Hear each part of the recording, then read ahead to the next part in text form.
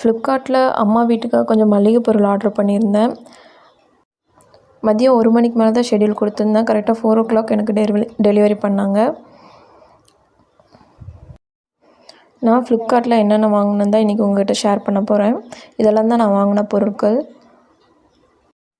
இது 2 வீடியோவை நான் உங்களுக்கு போடுறேன். இது வந்து உமன் ஹார்லிக்ஸ் வாங்கியிருந்தேன். எப்போவுமே நான் ஃப்ளிப்கார்ட்டில் தான் வாங்குவேன். பிகாஸ் வந்து இதோட ரேட் வந்து 355 இதில் போட்டிருக்கா.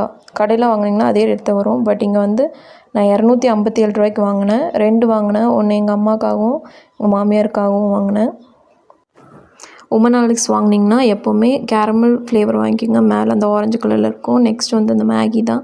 மேகி எப்போவுமே யாருக்குமே நான் சஜஸ்ட் பண்ண மாட்டேன். எங்கள் அம்மா கேட்க மாட்டாங்க. அதனால் அவங்களுக்கு வாங்கினேன்.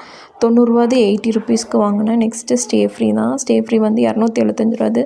40 யூனிட் இதில் இருக்கும். 208 ரூபாய்க்கு நான் இந்த ஸ்டே ஃப்ரீ